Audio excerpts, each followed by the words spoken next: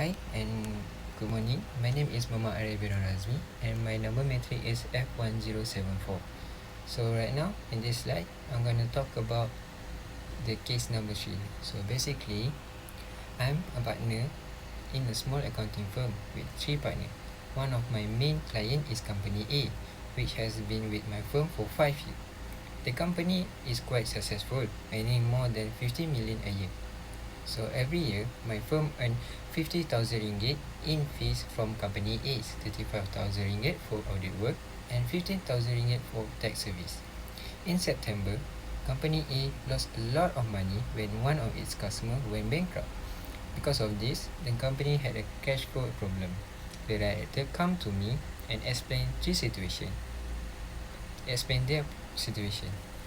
To help them, I allowed them to pay my firm's 50,000 ringgit fees over 10 months starting in October. Later, the company need the bank support and the bank asked for the audit financial statement by the end of March.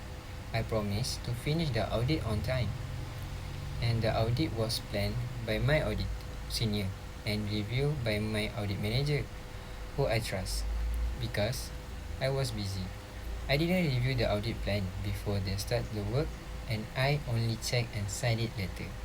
When I reviewed the file, I saw that my audit manager had identified going concern as the main risk. But at the time, we didn't know about the payment agreement I made with the company A. After checking my records, I found that company A still owe me, my firm, 25,000 ringgit.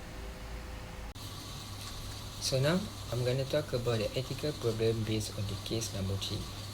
The main ethical problem in this case is a threat to auditor independence and objectivity.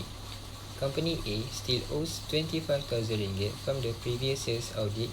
Because of this, the auditor may feel pressured to continue the audit without receive payment first, and this will create a self-interest threat. On top of that, Company A is pressuring the audit firm to complete the audit quickly because they need the audited financial statement to submit to the bank for loan approval. The partner promised to speed up the audit, which could affect the quality and accuracy of the work.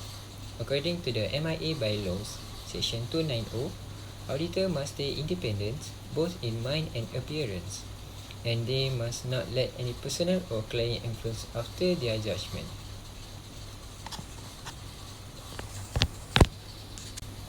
So now I'm going to talk about the affected parties. There are several parties that are affected by this ethical problem. Number 1, the audit partners and audit firm. Their independence and integrity are directly affected because they might feel forced to complete the audit to maintain the client relationship, which could compromise their professional standard. And number 2, company A, the client. The company depends on the audited report to get a bank loan or overdraft approval. If the audit is delayed or withdrawn, their loan process could be affected. And number 3 is the bank. The bank relies on the audited financial statement to decide whether to approve the loan. If the auditor is biased or incomplete, the bank could make wrong financial decision. And now the number 4, shareholder and investor. That depends on the accuracy and reliability of the audit report to make investment or business decision. Any mistake could reduce their trust in the company. And the last one is regulatory and professional bodies, also known as MIA. This body ensure the auditor follow ethical standard.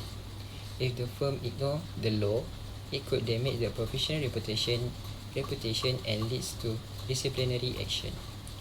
So based on these affected parties, all parties are affected in different ways, but the audit firm independence is the key factor that influence everyone trust in the audit report.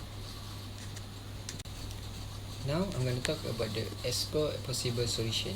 To handle this ethical issue, there are several possible solutions.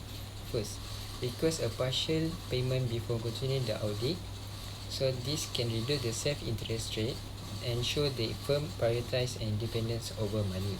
Second one is apply safeguard within the firm. The firm can assign a new partner or senior review to reduce bias and ensure the audit meet the professional standard. Number 3 is discuss independence concern with the company A. the partner can explain the ethical requirement to the client and encourage them to settle the overdue fees.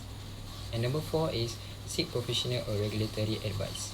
Consulting MIA or another professional body can help the firm make the right decision without breaking any ethical rules. And the last one is withdraw from the engagement. If the trade cannot be eliminated, the firm should withdraw to protect its integrity and reputation. Now, let's evaluate each solution more clearly. First, request a partial payment before continuing the audit. This solution reduces the self-interest rate because the auditor receives some payment first. However, it may cause a delay if the client cannot afford to pay it immediately. Second one is apply safeguard within the firm. This maintains independence by ensuring that another professional reviews the work, but it requires additional time, effort, and resource to implement. And number 3 is discuss independence concern with company A. This approach promotes professionalism and clear communication, but it may harm the client relationship if the company react negatively. Now we're going to continue with the solution number 4. Seek professional or regulatory advice. Getting an expert advice ensures the firm follow MIA ethical properly, although it might delay the audit process. And the last one is withdraw from the engagement. This is the best way to protect the firm's independence and integrity. However, its result is losing the client and future income. So now I'm going to talk about the best solution. After considering all the options, the best solution, in my opinion, is to withdraw from the engagement. According to MIA bylaw section 290, auditor must remain independent at all times. Since company A owes audit fees and pressure the audit to rush the work, staying in the engagement would violate the professional ethics.